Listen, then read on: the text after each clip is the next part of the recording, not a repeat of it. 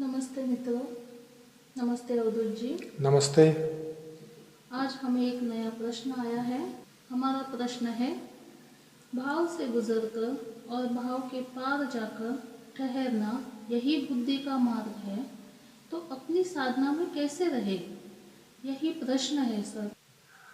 मनुष्य को भावनाएं हैं, वह अगर उन भावनाओं को देखता है, उन भावनाओं को जीता है, उन भावनाओं में सही गलत क्या है वह देखता है, फिर वह सही गलत क्यों है वह भी देखता है और फिर उनसे परे निकल जाता है। परे निकलने का अर्थ मैं यहाँ ऐसा लूँगा कि सार और असार, जैसे मैंने कल कहा था, इन दोनों का निचोड़ क्या है। अपनी भावनाओं को, भावों को देख लेना, यह कहाँ से उठ रही है, क्यों उठ रही है।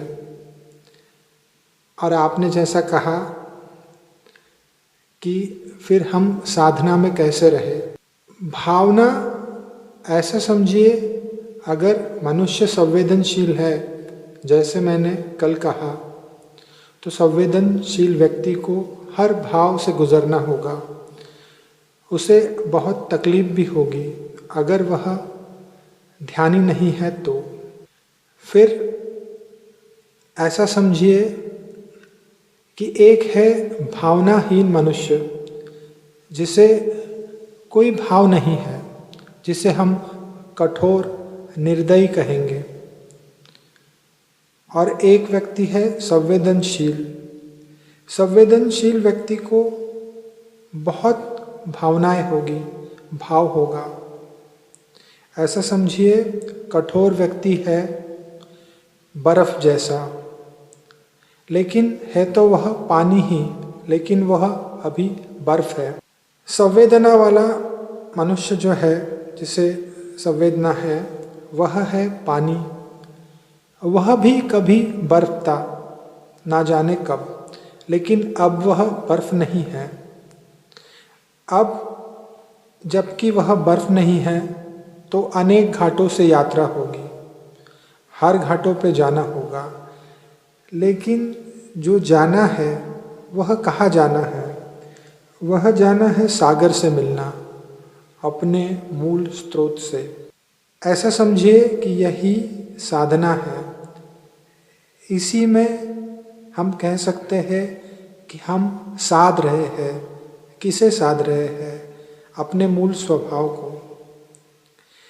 एक व्यक्ति कठोर है तो पहले तो उसे पानी होना होगा, उसे संवेदना से भरना होगा। जो व्यक्ति संवेदना से भर चुका है, संवेदनशील है, उसे हर एक मार्ग पे सही गलत, अच्छा बुरा सभी कुछ दिखाई देगा। अब इस यात्रा में जब संवेदना बहुत है तो बहुत सारी चीज़ें घटित होगी। इसी का मंथन करते करते करते करते वह मनुष्य इन भावनाओं से ऐसा देख लेगा कि यह भावना तो उठ रही है, क्योंकि मैं संवेदनशील हूँ, लेकिन मुझे देखना है कि यह जो घटित हो रहा है यह मूल नहीं है, यह स्वप्न जैसा है। तो फिर वह अपने भीतर की यात्रा जारी रखेगा, धीरे धीरे आगे बढ़ेगा। संवेदनशील व्यक्ति वहाँ पहुँच जाता है जहाँ वह दृष्टा बन जाता है। दृष्टा देख लेता है। हम ऐसा समझे, बर्फ की यात्रा, बर्फ पिघल गया, पानी बन गया। पानी अब बहता हुआ चला सागर से मिलने। सागर है भीतर, बहुत विराट सागर। उस सागर के जब करीब जाना होगा और उस सागर में जब मिलना होगा, तब हम सागर ही होंगे। वहाँ होगा आनंद का स्रोत, वहाँ होगा विजडम, ज्ञान। वहाँ लाखों सूर्य होंगे ज्ञान के, प्रकाश के। फिर हम ऐसे कह सकते हैं कि भावनाओं से, भाव से, जैसा आपने कहा, उसी से यात्रा होगी, उसी से परे जाने की। यह सभी शुभ है, यह सभी साधक के मार्ग में है, यह सभी मार्ग ही है। पानी, पानी निकला, बर्फ, फिर पानी, पानी निकला सागर से मिलने, फिर अंत में वह सागर से मिल गया। यह है यात्रा। अवधूत जी, अगर हम भावनाएं के बारे में बात करें तो दो भावनाएं होती है जो बहुत क्या कहेंगे उसे, स्ट्रांग होती है। एक होती है आनंददायी भावना और दूसरी दुखदायी। आनंदमय भावना से तो हम बहुत जल्दी 2 दिन 3 दिन, ज़्यादा से ज़्यादा 1 महीना याद रख के हम उससे बाहर निकलते हैं। लेकिन जो दुखदायी होती है, पीड़ादायी होती है, उसको हम कई महीने, कई सालों तक उसको हम साये की तरह हमारे साथ रखते हैं। तो ऐसे में उन भावनाओं को देखना, उससे बाहर निकलना कठिन हो जाता है, क्योंकि कभी कभी समझ में नहीं आता है कि कैसे। तो ऐसे भावना, क्या उपाय है जो इसको देखे, समझे और इससे बाहर निकलने का प्रयास करें? जैसा मैं आपके प्रश्न को समझ पाया हूँ, आप ऐसा कहने की कोशिश कर रही है, मुझे ऐसा लगता है कि हम दुख को पकड़ लेते हैं, सुख को छोड़ देते हैं। जैसे कबीर जी ने कहा है कि हमें अगर सुख मिला तो हम भूल जाते हैं। कबीर जी का भी वही दुआ है कि दुख मिले तो बहुत ये हो जाएगा आपको। मन का यह स्वभाव है, मन दुख के सहारे खड़े होगा, सुख में मन नहीं होगा, आनंद में तो नहीं। पहली बात अगर मैं कहना चाहूँ, सुख और दुख हम ऐसा कह सकते हैं। आनंद जो हम कह रहे हैं वह आनंद है सुख दुख से परे। लेकिन सुख में भी मन नहीं रहता, क्योंकि आप बहुत सुखी हो गए तो फिर मन का क्या काम।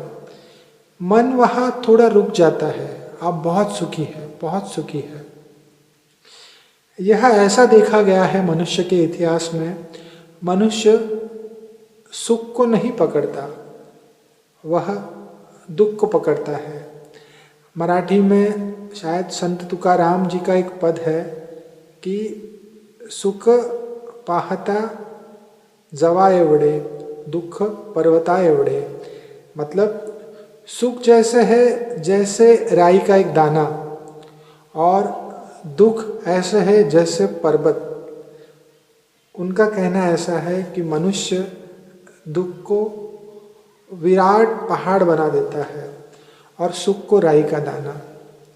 इसे हम मन का स्वभाव ही पकड़े, यही है मन का माया जाल। अगर मैं मेरी व्याख्या रखूं इस पर तो मैं ऐसा कहूँगा कि हम सब अपाहिज जैसे हैं। अपाहिज जैसे मतलब हम सीधे नहीं चल सकते, हम आनंद की यात्रा नहीं कर सकते, हम अपनी जिम्मेदारी झटक देते हैं। अगर आप मुझसे पूछे, अगर कोई व्यक्ति सभी चीज़ें सही करने निकले सुबह से लेकर शाम तक, तो वह ऐसा पाएगा कि वह असमर्थ है अपने कामों में। मैं बात कर रहा हूँ भीतरी यात्रा की, मैं बात कर रहा हूँ आपको आने वाले विचारों की, उस पे करने वाले कामों की। मैं बात कर रहा हूँ उस खोज की, मैं क्यों हूँ, मैं क्या हूँ, मैं कहाँ से आया हूँ, आदमी मरता क्यों है, बच्चा जन्मता क्यों है। यह सही प्रश्न। अगर इसको कोई खोजने निकलेगा तो वह ऐसा देखेगा कि मैं ठीक से यात्रा नहीं कर रहा हूँ, क्योंकि यह प्रश्न बहुत विराट है। तो फिर मुझे ऐसा लगता है कि मन दुख पे खड़ा हो जाएगा। नहीं, मुझे दुख है, मैं ऐसा हूँ, मैं वैसा हूँ, मेरे साथ यह हुआ। यह सांत्वना देगा, और जब यह सांत्वना देगा तो आप उस पर चल सकते हो। सांत्वना ऐसी रहेगी कि आदमी उस पर फिसलता रहेगा, चलेगा नहीं, लेकिन ऐसा कहेगा कि मैं चल रहा हूँ। मुझे ऐसा लगता है मनुष्य सुखी जब होगा तब वह थोड़ा चल पाएगा, लेकिन थोड़ा चलने के बाद भी उसे पता चल जाएगा कि यह सुख भी दुख में बदल सकता है। कारण तो इसके बहुत हो सकते हैं। मुझे ऐसा लगता है सुख आपको महासुख की ओर इशारा करेगा। सुख आपको बताएगा कि यह सुख आपको बुद्धि के परे भी लेके जा सकता है। और एक सुख है जो आप सुखों का सुख है, महासुख है, लेकिन मनुष्य शायद उससे डरता है, इसलिए मनुष्य महाअंधकार चुनता है। इसलिए वह दुख को बहुत बड़ा कर देता है, सुख को कभी बड़ा नहीं किया।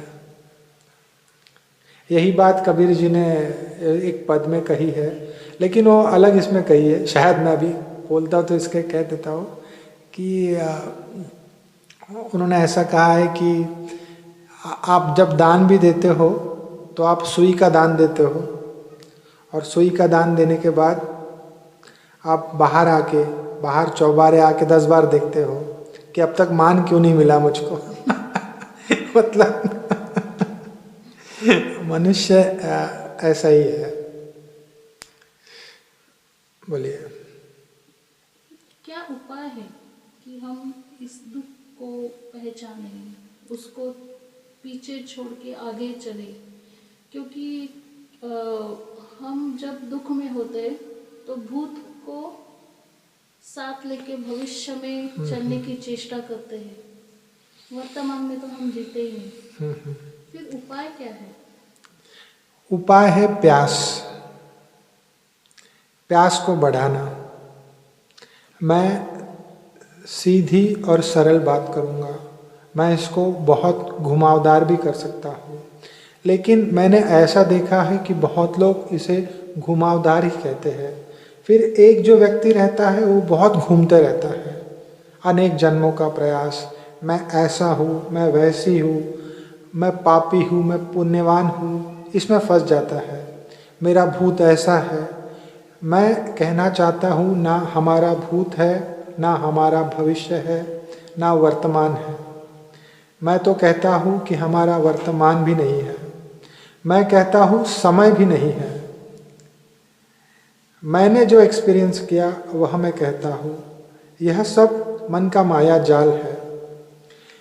ब्रह्म के अलावा ऐसा कहा गया है कुछ भी नहीं, उसी का विस्तार है।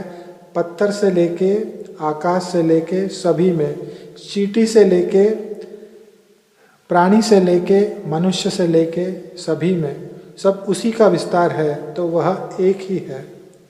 उसी को निर्गुण ब्रह्म कहा गया है, उसी को सगुण भी कहा गया है, वही है। जब तक हम उस सार की ओर यात्रा नहीं करते, मैं कौन हूँ, इस प्रश्न की ओर यात्रा नहीं करते, तब तक मन का जो स्वभाव है यह बना रहेगा। आधे अधूरे मन के साथ हम अनेक प्रश्न कर सकते हैं। जैसे कि कहा गया है, एक होता है अध्यात्म में बच्चे जैसा प्रश्न पूछेगा, प्रश्न पूछने पर प्रश्न खत्म होते ही दूसरा प्रश्न पूछेगा, दूसरा खत्म होते ही तीसरा प्रश्न पूछ लेगा।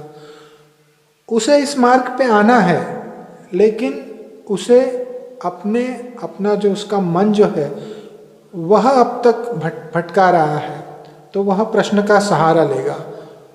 वह ऐसा देखेगा कि प्रश्न के सहारे खड़े हो जाऊं मैं अध्यात्म में। दूसरा ऐसा देखा गया है इंक्वायरर, जो प्रश्न उठाएगा, प्रश्न पर यात्रा भी करेगा। आप समझ रहे ना? जी। दूसरा व्यक्ति जो रहता है साधक, वह प्रश्न करेगा, प्रश्न पे जो उत्तर मिला उसे, वह उसकी यात्रा भी करेगा, मुझ में क्या चेंजेस आ रहे हैं वह भी देखेगा। एक होता है मुमुक्षु, मुमुक्षु का अर्थ ऐसा है कि वह ऐसा हो गया है कि उसे बस सत्य को जानना ही है और कुछ भी नहीं। उसे सत्य ही चाहिए, उसे ना कोई प्रश्न का उत्तर, ना कोई तर्क, कुछ भी नहीं, उसे सत्य ही चाहिए। हाँ, इस मार्ग में हो प्रश्न शायद उठाएगा, लेकिन उसे पता है यह मेरी ही प्यास है, अंदर से उसे पता है।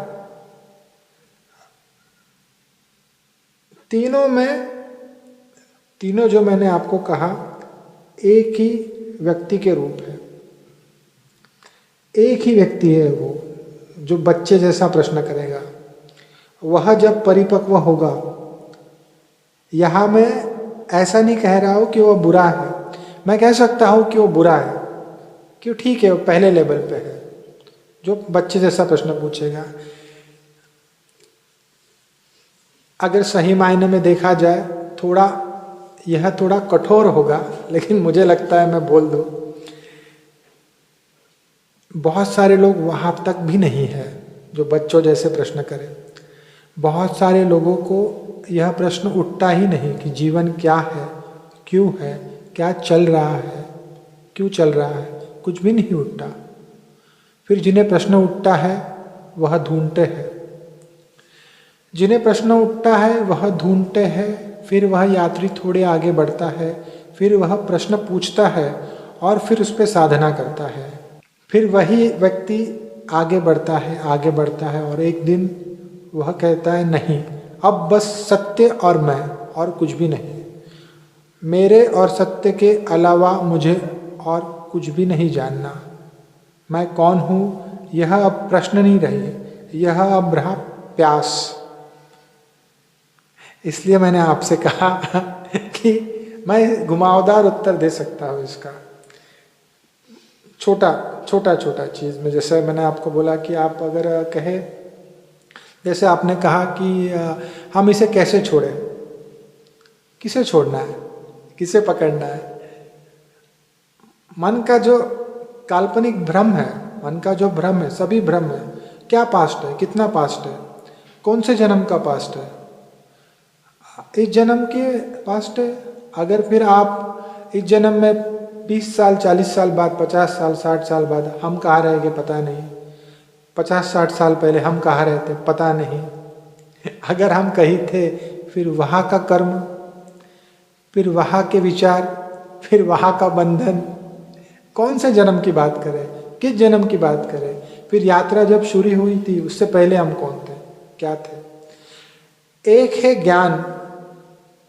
है ज्ञान जो आपको प्रकाश दे देगा, जो आपको उत्तर दे देगा। अंधकार तो बहुत बड़ा है, अंधकार में बहुत सारे सवाल पूछे जा सकते हैं, उत्तर मिल सकता है।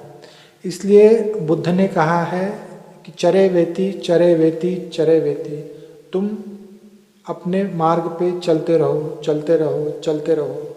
एक दिन सभी उत्तर गिर जाएंगे, प्रश्न भी गिर जाएंगे, कुछ भी नहीं बचेगा। ना कोई बोलने वाला, ना कोई सुनने वाला, ना कोई देने वाला, ना कोई लेने वाला, ना कोई करने वाला, ना कोई भोगने वाला, कोई नहीं बचेगा। वहाँ कोई नहीं होता, वह है अंतिम सत्य। वहाँ जाके दुख मिटेगा, वहाँ जाके। मैं इसको बहुत इस पे बोल सकता था कि आप सजग होते होते ही आपके दुख मिटने लगेंगे, लेकिन मुझे ऐसा लगता है कि बहुत बातें हो गई। यूट्यूब में मैं बहुत बातें देखता हूँ, आप ऐसा कीजिए वैसा कीजिए, नहीं, मुझे लगता है मैं धक्का मारने आया हूँ, क्योंकि मैंने बहुत धक्के खाए शायद। मैं जिया हूँ वैसे, मैं देख रहा हूँ, मैं आपको धक्का दे दूंगा, मैं आपको संभालूंगा नहीं, क्योंकि हमें संभालने के लिए बहुत लोग बैठे हैं जो हमें संभाल ही रहे हैं, और हमको अब आदत पड़ गई है उस संभालने की। वह कहेंगे यह कर लो, वह कर लो, ऐसा कर लो, नहीं, कुछ नहीं होगा। जब तक आप अपने स्वभाव की यात्रा नहीं करेंगे, वहाँ तक पहुँच नहीं जाते। अब वह यात्रा कैसे करेंगे? हाँ, यह प्रश्न है। इसका उत्तर आप मुझसे मिलेंगे, अगर आपको चाहिए तो मैं बोल सकता हूँ। इसका उत्तर ऐसा है, आपका स्वभाव देख के, आपको देख के, आपकी ऊर्जा देख के, आपकी आंख देख के, आप कहाँ हो यह देख के, इसका उत्तर मैं दे सकता हूँ आपका कौन सा मार्ग है। लेकिन क्या करने से आपका जो अंतिम अनुभव होगा उससे ही यह सब माया जाल कटेगा, दुख का। इसका अर्थ ये है, मतलब आपके इस जवाब ने मुझे निशब्द कर दिया है। लेकिन हमें समझना चाहिए कि बेसिकली आनंद को जैसे हम क्षणिक मानते हैं, वैसे ही दुख को भी हमको क्षणिक ही मानना चाहिए, तभी हम आगे बढ़ सकते हैं या उस दुख को समझ सकते हैं। आप जो बोल रही हैं वो साक्षी के बारे में बोल रही है। मैं आपसे फिर कहना चाहूँगा, आप जो बोल रही हो सही कह रही है, लेकिन मैं आपसे कहना चाहूँगा कि आपका कहना सही है। एक होती है यात्रा, एक होता है अनुभव। साक्षी का अनुभव होता है, तब जाके साक्षी सार आसार दूर खड़े होके देख लेता है। ध्यानी जब ध्यान में बैठेगा, धीरे धीरे धीरे धीरे धीरे धीरे वह सजग होते जाएगा। सुख में भी दुख में भी वह सुख में हंसेगा नहीं, क्योंकि सुख में भी वो देखेगा कि दुख उसके पीछे खड़ा है। दुख में भी वो दुखी नहीं होगा ज़्यादा, क्योंकि उसे पता है कि सुख भी आगे खड़ा है। उसे पता चल जाएगा, इसके लिए वह तटस्थ हो जाएगा। हमें जो पहला प्रश्न आया था, यह हम उसका उत्तर यह ऐसा हो सकता है कि सुख में भी वह जो है ध्यानी जो है, जिसको अनुभव आ गया भीतरी, जिसको बोध हो रहा है साधना से, उसके ध्यान से उसके, वह दुख में भी दुखी नहीं होगा, सुख में भी सुखी नहीं होगा। सुख भी उसको बहुत क्षणिक होगा। कैसे होगा? मैं बबुरी बूढ़न डरी रही किनारे बैठ, जब तक हम छलांग नहीं मारते तब तक। किनारे बैठ बहुत चर्चा हो सकती है, किनारे बैठ बहुत चर्चाएं, वार्ताएं, बहुत सारे लोग जमा करके किनारे बैठने की चर्चा हो सकती है। मुझे लगता है हम सब किनारे ही बैठते हैं, ऐसा है। जिसने डुबकी मारी वह डूब गया, वह मर गया। मर गया मतलब चेतना तो मरती नहीं, फिर वो कहाँ गया? वह जान लिया उसने कि क्या सार है, क्या असार है। उसकी श्रद्धा ने ही उसे पहुंचा दिया। माफ कीजिए मैं शायद थोड़ा कठोर हो रहा हूँ लेकिन मैं जब देखता हूँ ना बाहर, मैं जब बाहर सच में देखता हूँ, बाहर यूट्यूब पे सुनता हूँ, बहुत सारी बातें सुनता हूँ, लोग बहुत सारी बातें करते हैं थर्ड आई के बारे में, ऊर्जा के बारे में, आपको अलग अलग आयामों के बारे में, फिर समाधि के बारे में, इसके बारे में, उसके बारे में, और लोग उनको सुनते भी हैं बहुत। लेकिन मैं ऐसा पाता हूँ इन सब बारे में चर्चाएं होनी ही नहीं चाहिए। यह चर्चाएं अधिकारी व्यक्ति के साथ में ही होनी चाहिए। अधिकारी व्यक्ति जब पूछेगा वहाँ जाके कि मुझे यह अनुभव हो रहा है, उसे ही होनी चाहिए।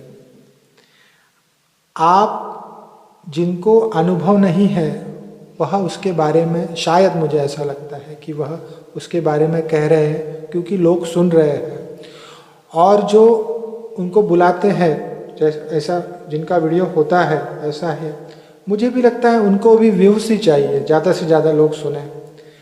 लेकिन मुझे लगता है मैं कहता आखन देखी, जैसे कबीर महाराज ने कहा है, जब तक मैं शरीर में हूँ तब तक जितना होता है मैं आखन देखी ही कहूँगा, जो मुझे लगता है वही कहूँगा।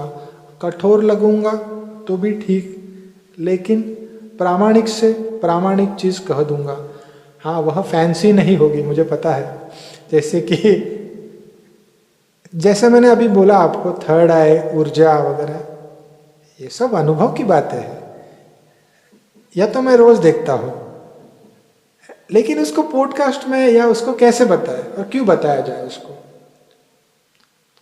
एक होता है आपका अनुभव खुद का, एक होता है मैं आपको बताऊं ये फिर ऐसा होगा, ऐसा हो, वहां दिखेगी, कुछ भी नहीं होगा। इससे आपकी यात्रा रुक जाएगी, इससे आपका मन चल पड़ेगा उस यात्रा को।